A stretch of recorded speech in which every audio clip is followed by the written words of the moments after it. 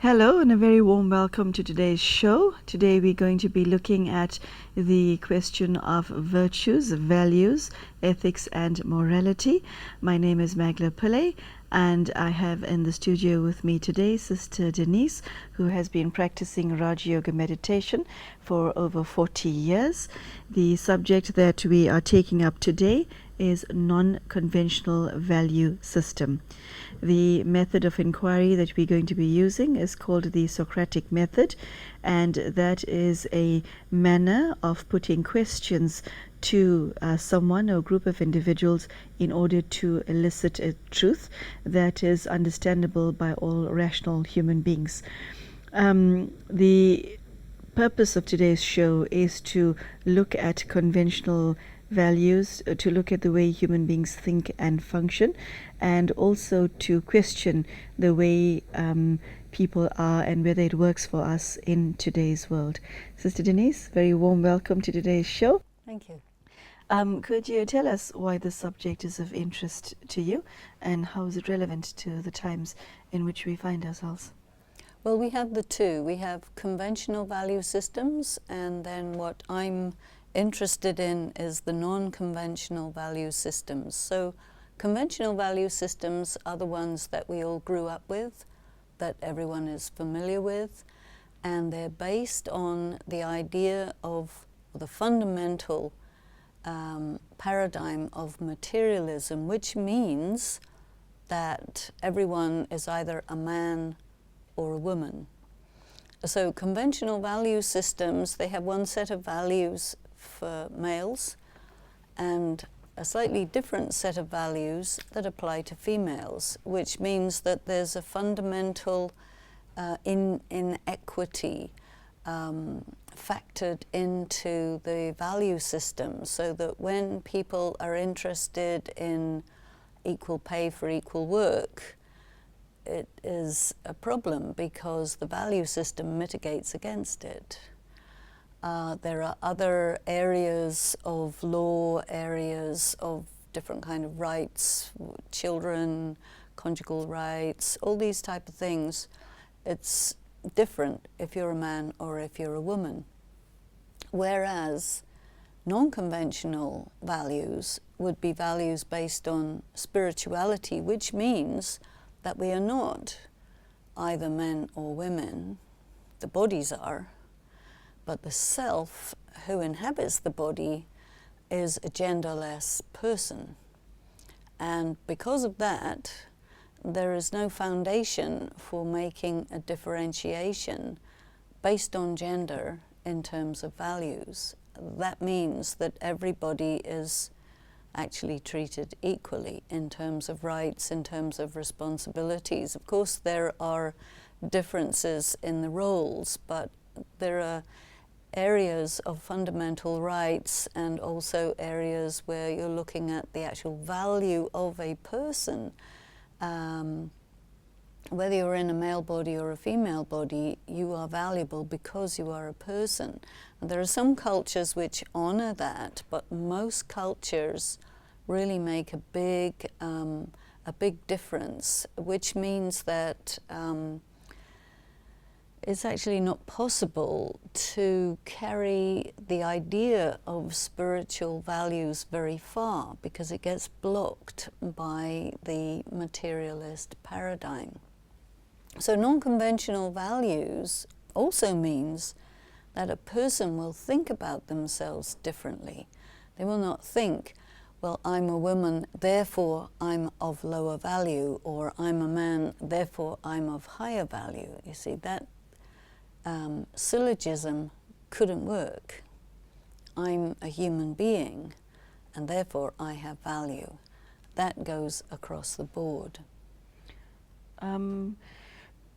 Does that mean when you speak of conventional value system, is there need in humanity right now for a new value system to emerge? Because has the old one failed humanity?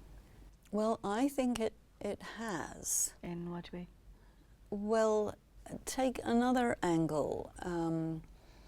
Being of a particular religion doesn't automatically mean that the people of any other religion are of less value, you see.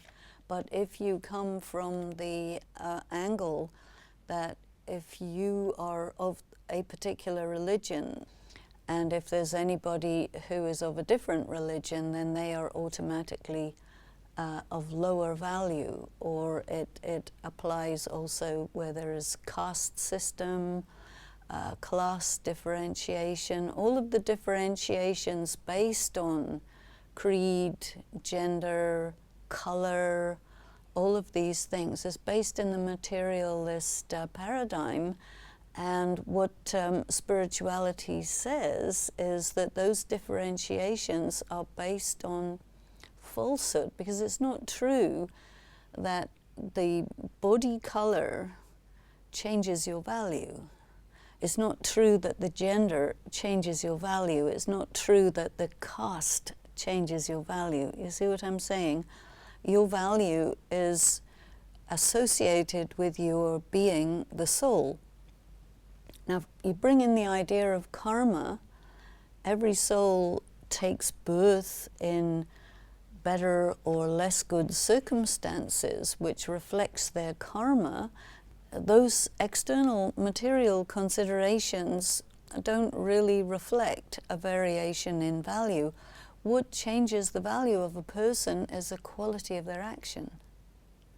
So that, you know, if a person is doing less good action, anyway the laws of karma are going to come in and cause that person to have to pay in some way, and so the quality of their life will be reduced by that.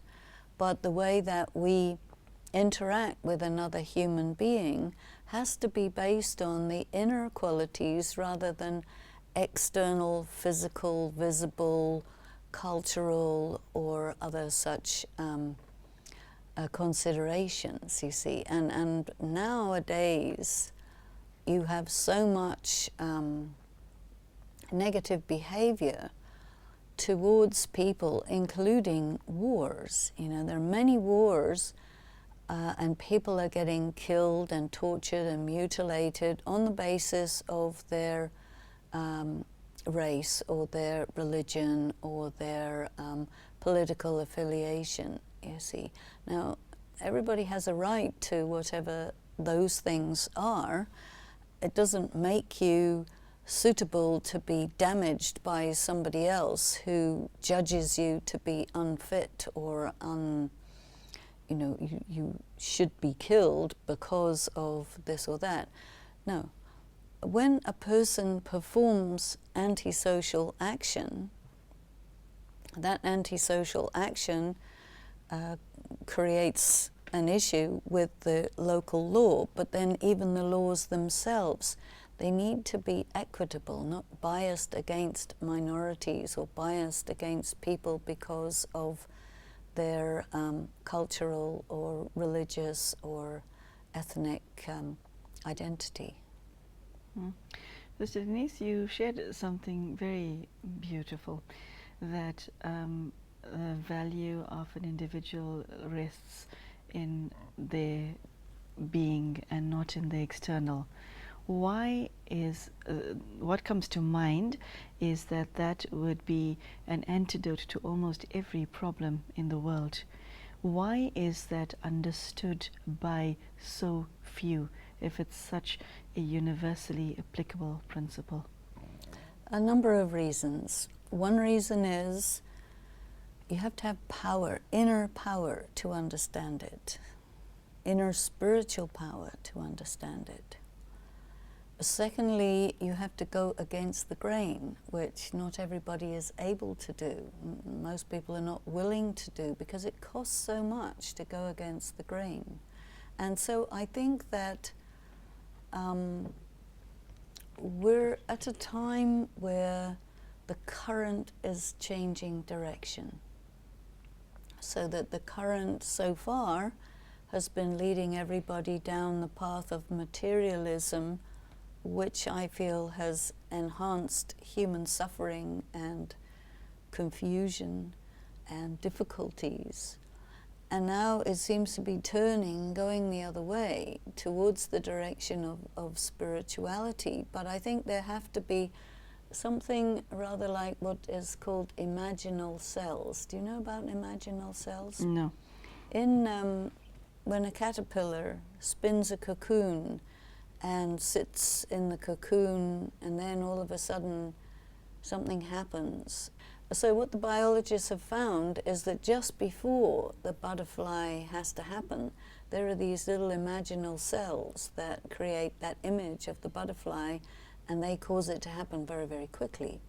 So I feel that this is quite a suitable analogy, that those of us who do naturally go against the conventional current and who have a substantial foundation of goodness for doing that, they in a way are acting like imaginal cells for a transformation that I feel is taking place in humanity. And it doesn't need very many to make that change, but the ones who do make that change, they have to be very clear, very strong, and their vision of where things are going is so clear in their minds that they just go, and then everyone else is drawn to that, in spite of reactions and resistance. You know, the current of materialism, extremism, and so on has reached a maximum, and the imaginal cell people are, you know, shifting it and making it go in the other direction. And I think it doesn't take many people to do this. They just have to be very clear, very strong in their sense of who they are, and that their vision of where to go is also very clear. Sister Denise, you use the expression materialistic paradigm often. What is your working definition of that? Well, the materialistic paradigm means that everything that is matter is real, and anything that you can't see, touch, measure, you know, make contact with through your five senses, anything that doesn't fit there doesn't exist. Whereas the paradigm of spirituality says that there is matter, no doubt, and there is another dimension, which is the dimension of the spirit, which you cannot neglect, because the actual person who is performing action in the material world is a spiritual being, and there are laws of spirituality that govern everyone who's conscious, and the way in which they interact with each other, with matter, and also with the divine supreme being. And if you say that that dimension doesn't exist, then the kind of actions you do will lead you to something of a disaster, because you're just not taking into consideration very important energies, powers, and realities. You mentioned earlier that where people consider themselves to be male or female and are judged on all the things that the standards by which human beings judge others, and then taking it further to seeing the person from inside rather than external. I get the sense, as you were speaking, that the way humanity judges each other and categorizes people has caused them quite a bit of damage. Can we come back from that damage? Because it causes, it is heard a lot of what you said, that has been true for so many people for such a long time, has caused so much of pain. And how does one come back from that? How does one recover from that to embrace what you just said? Well, partly it's study. And you will study these ideas, you will study the concepts of spirituality when you find that the materialist concept or paradigm just doesn't work for you. It will trigger some sort of a search for something to replace it, because once something doesn't work for you, you need something that does work, and you will not stop until you find it. So then a lot of people are in search.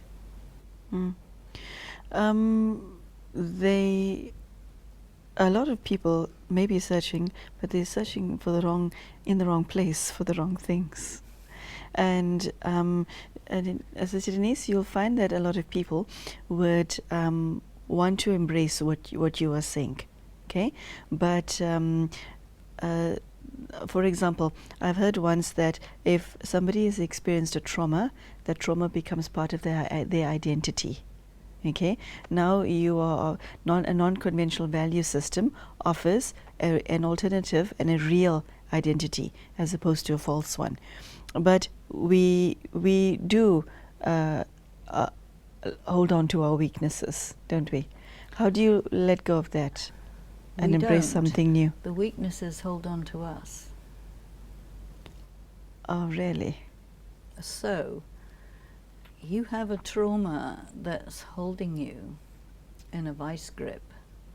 It's putting you into survival mode, which means that you are getting more and more full of character defects. You're in pain, you're causing pain, you're in like the jail of this vice, which is what happens when you integrate a trauma into your life. And for you to come out of it means you have to go through the initial pain. And so for that, you have to have enormous personal power, because it's very painful to come out through the same way you went in. Ouch. Now, there may be a better way to do it, but in my experience, that is a way that I know works, and I haven't really come across an easier way. It takes obviously courage to face that. Well, courage is a good virtue, and the power to face is one of the powers that comes to you when you meditate. So the whole thing is a matter of accumulation, and then you get insights along the way. And as the right moment comes, where you've got enough courage, enough insight, and it's, okay, today I'll do it. And then you move.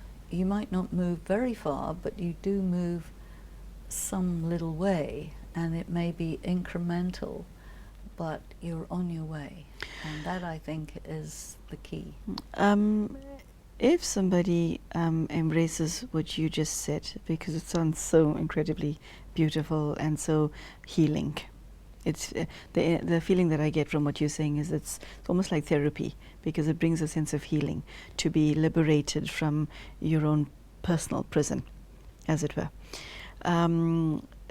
It requires a lot of self-work to establish a new spiritual identity, doesn't it?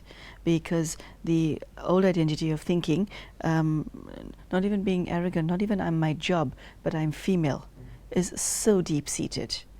Is so deep-seated that when you're, for example, say if you find yourself in a swimming pool drowning, then you would fight to save your life, because this is what you think you are. My question is, what level of effort does one require to establish this new identity, to establish a non-conventional value system, and let go of the old one? The old one is a shell, a mask. which you became fused with. And so you become confused, and you have to practice what we call bodilessness. When you practice to be bodiless, you can actually separate yourself from this mask that you fused with, which became your substitute identity.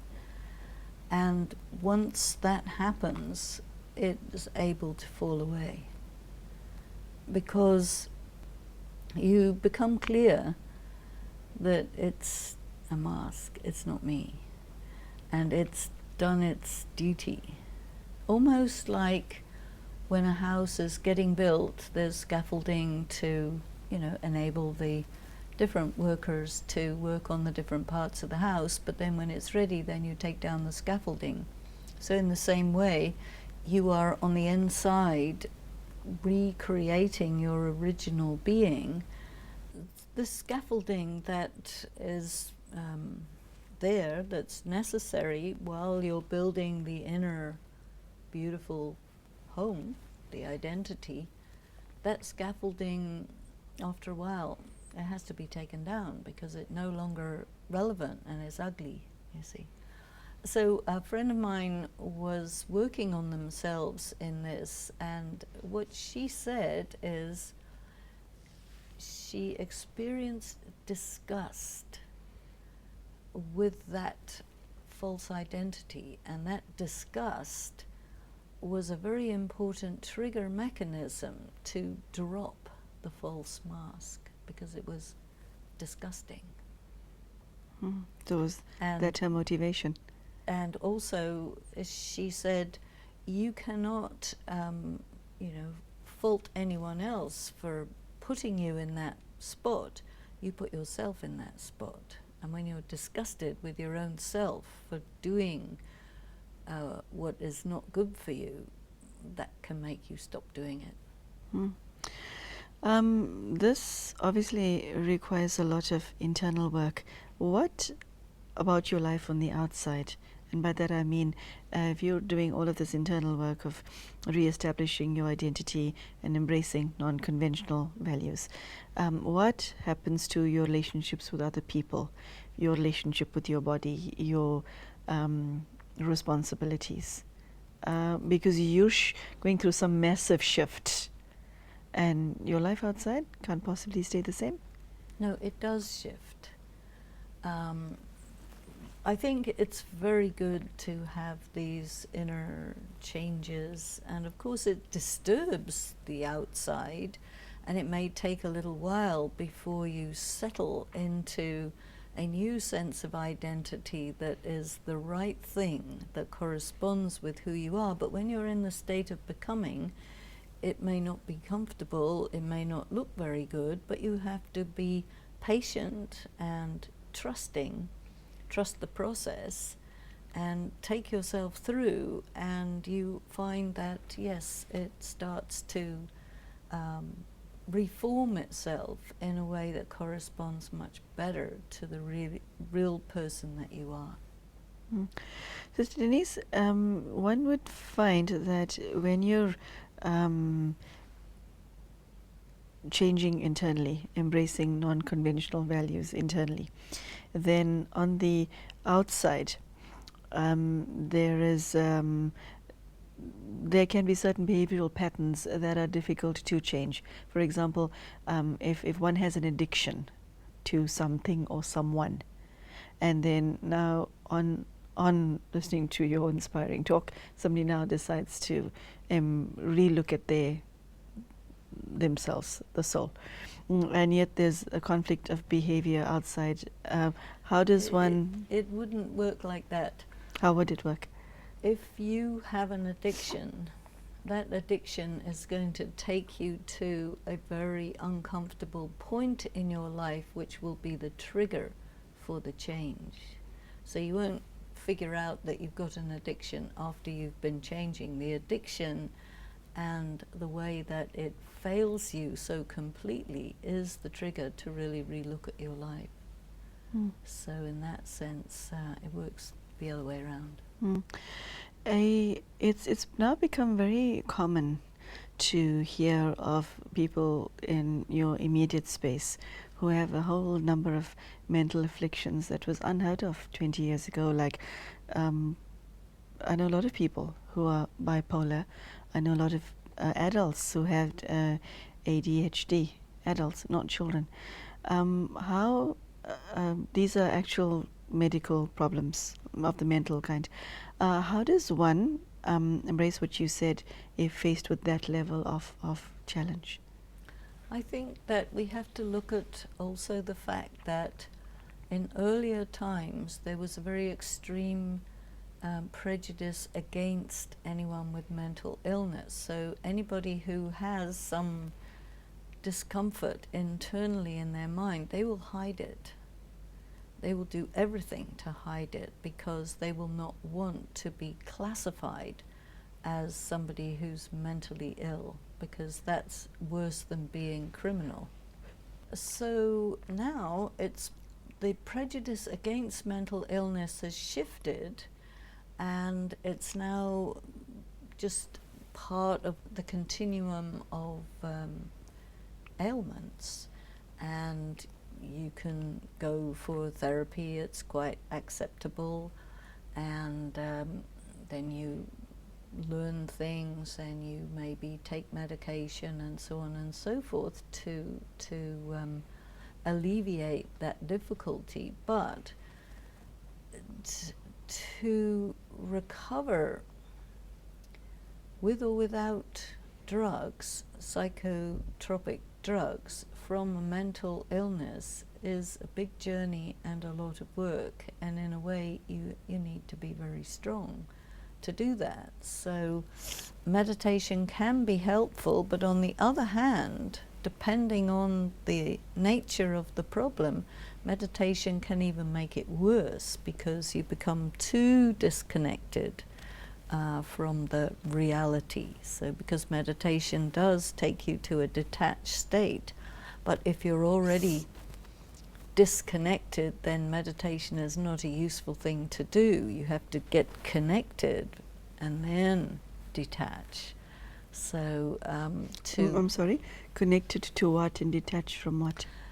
Connected to the material world and all the responsibilities and realities of the material world, and then to become detached but not dissociated. You see, a lot of people, they think dissociation and detachment is the same thing, but not at all. Denise, the paradox that I'm picking up is you saying that in order to do this, you need to be very strong. In order to do this, you're very strong. What if your primary weakness is the fact that you're a weak person? And so, how do you do this then? Anyway, everyone is running on empty, spiritually depleted. But you may have a capacity that is greater than someone else's. So once you start filling through meditation, maybe you just keep filling, and you find that your capacity to fill is very large. And that indicates that you are a very strong person. But when you're empty, spiritually empty, you may not even realize it until you start to fill. There are people who fill but only to a limited amount, and so they only go to that far, and everyone is different, you know. Okay. Well, Sister Denise, I think that brings us to the end of today's show. Non-conventional values, ladies and gentlemen, a very interesting subject and not something that you hear every day. And as you see, Sister Denise has shared with us as to how applicable and necessary it has become to embrace this way of thinking. I hope that what you heard today is something that you can put into your life, and I do hope that it works for you. Sister Denise, thank you very much for an extremely informative half an hour, and we will see all of you again soon. Thank you and goodbye.